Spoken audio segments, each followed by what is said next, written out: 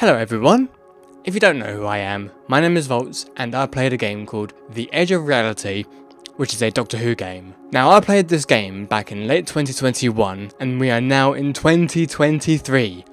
Probably late 2023, whenever this video comes out due to my everlasting procrastination. Ever since I played the game, I've been wanting to make a video about me talking about this game and my feelings towards the game. Now I have written this video about 5 times now and I think this is it everyone. I think this is it. So, it is finally time to review this game after so damn long. But, before I continue on, I just want to mention that even though I'm criticising the game, there have been updates that have improved the game from the launch, but that's not going to stop me from criticising the game as a whole. So, of course I got this game because I'm both a Whovian and a gamer. Now, as a game, it's frustratingly tedious, and in some areas it was just frustrating to get through. As a Doctor Who game, however, it was just somewhat okay. The game wasn't very good in any standard, but it's derived from The Edge of Time, and that was a VR game, which is fundamentally better by the way. Now this game does have a story, but honestly, I couldn't really care less about it.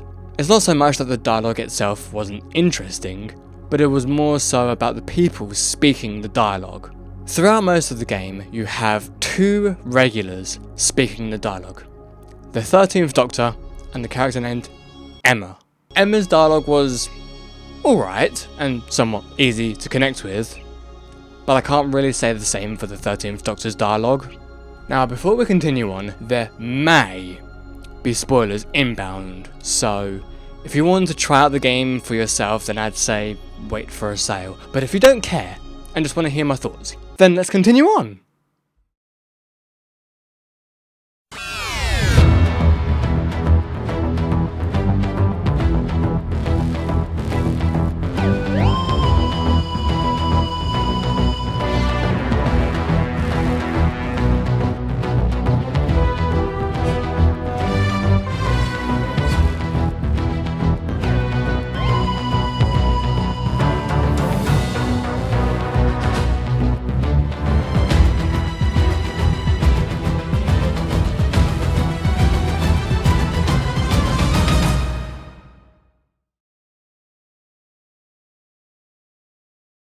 So, in the beginning, there was Lucifer and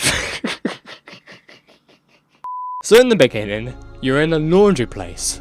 I guess because you're doing laundry?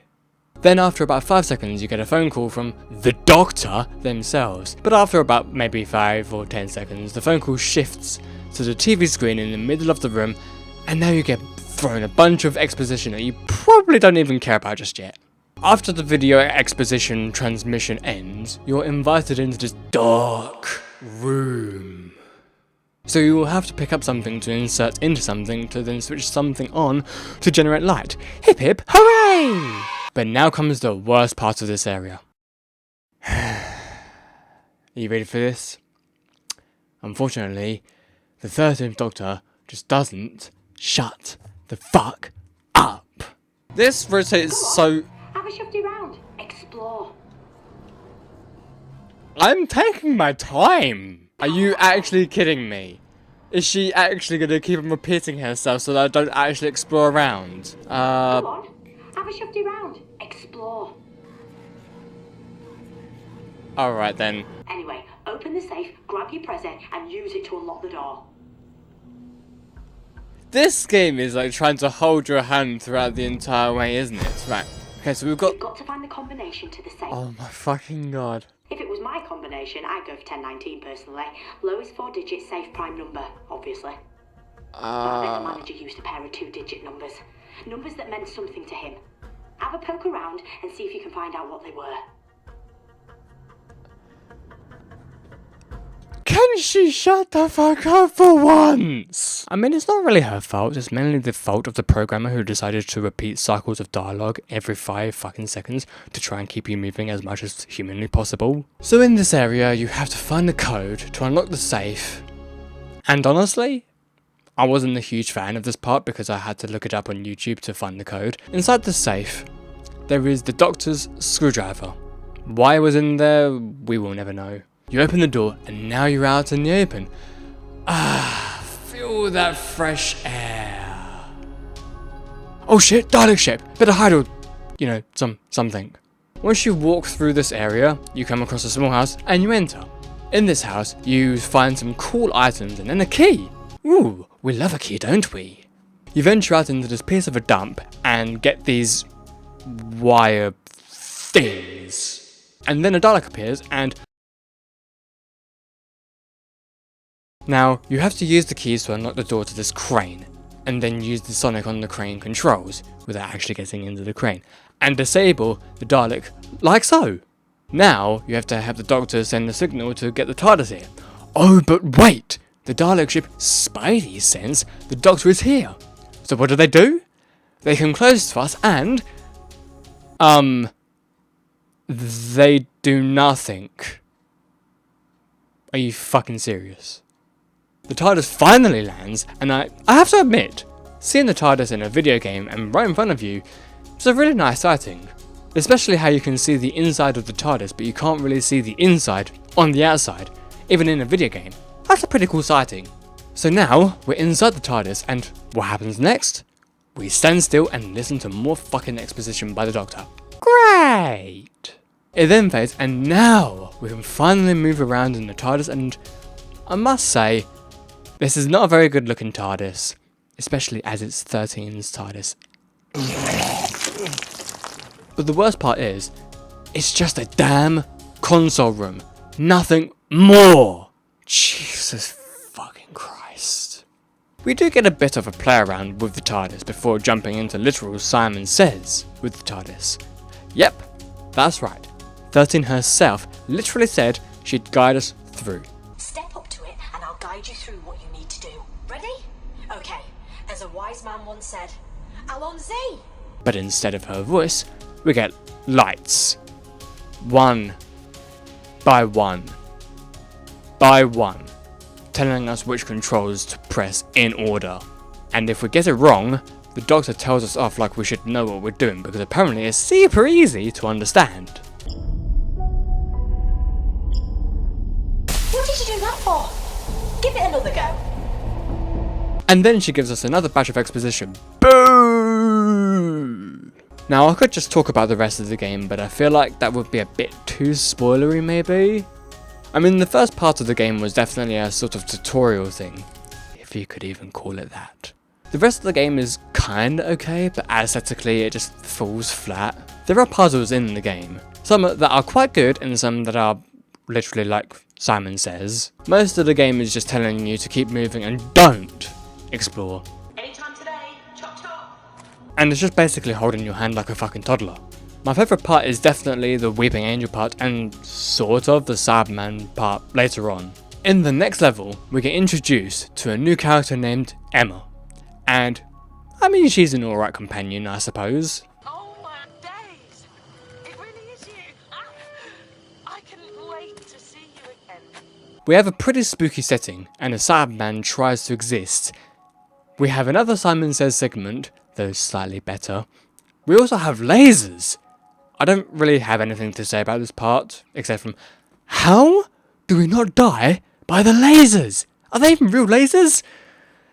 This bloody game, yo. On to the next level, Sonny Jim. We have the Weeping, what the fuck is the Weeping? We have the Weeping Angel level, though not quite yet. We still have to do a butterfly puzzle and then place candles, and then a Weeping Angel, don't jump scare me like that game, jeez. Now, we enter the Weeping Angel part, and I must say, this part was indeed pretty good. It's like SCP-173. You look away, because you can't blink in this game apparently, and look back and they moved. So yeah, pretty neat level. Hi there, Weeping Angel. God, it feels weird like going up against one so close. I mean, I could just look away and die, but I don't think they work like that. I spoke too soon.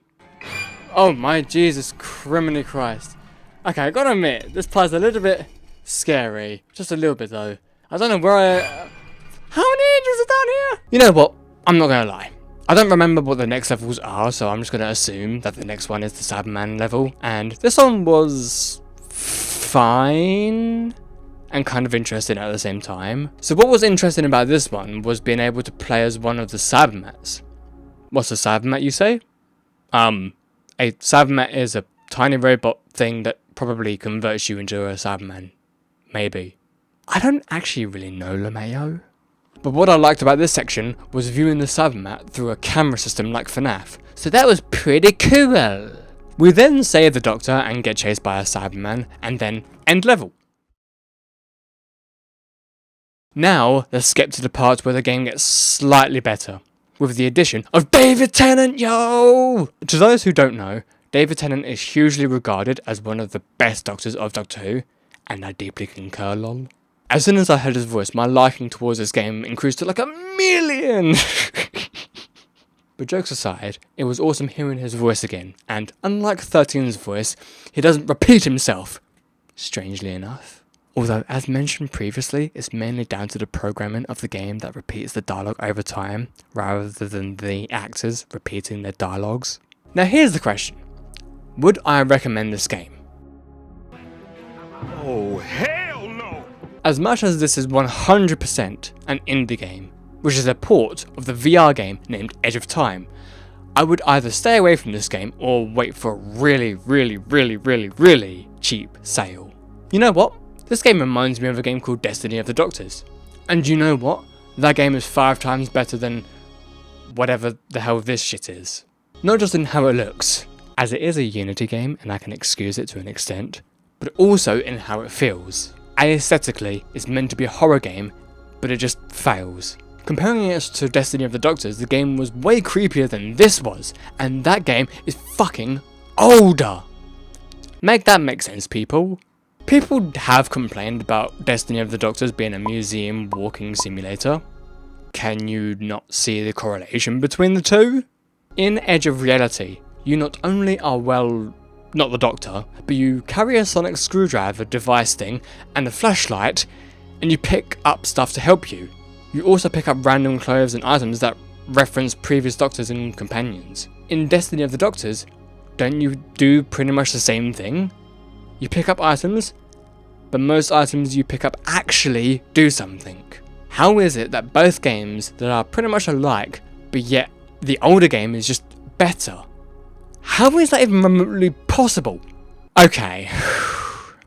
Now, let's compare this game to The Edge of Time, as I have recently seen a playthrough of it, and I have to say, The Edge of Time, even if it is a VR only game, it somehow has fundamentally more quality than this one. I really wish I was joking here.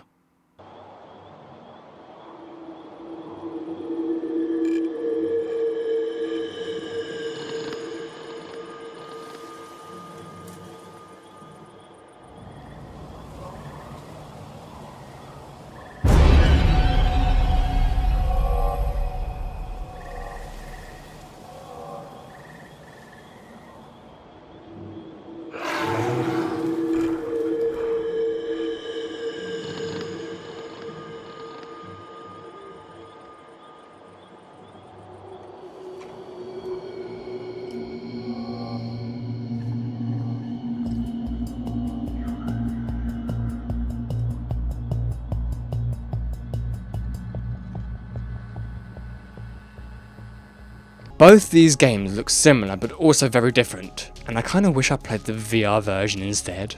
Oh yeah, I forgot that I didn't even mention the literal worst part of the fucking game. Shooting things as a Dalek.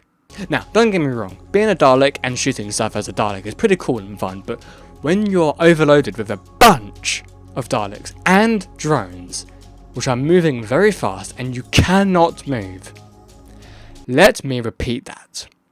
You cannot move. How did this even pass testing? I just don't understand how any of this even passed testing.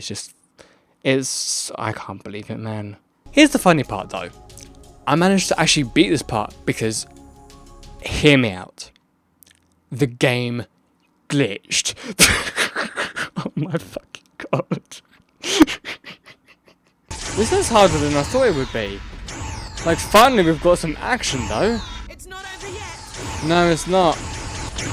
These things keep on moving about super fucking quickly. It's so... Come on. Let's go through here. How... Oh my god, are we so close to death? More drones. We're close to death. We're so close to death. Again, if it restarts us. What is in there? Crystal is in there. Dude, what is going on here? Crystal is in there. No. Crystal is in there. The game's broken. Are you fucking serious? It's actually legit broken. The final crystal is in there. Last set die is... Unless... Oh no, it's not broken. Okay. Either that, or the game just gave up with me trying to beat that part so many times and just teleported me to the end, lol. But apart from that, it fucking sucked ass. I first played the game on the Xbox console because I thought my PC couldn't handle it, but then finding out that my PC can, I played the rest of the game on PC and... yeah. Both using the mouse or controller to control the Dalek shooting, it was a bloody nightmare.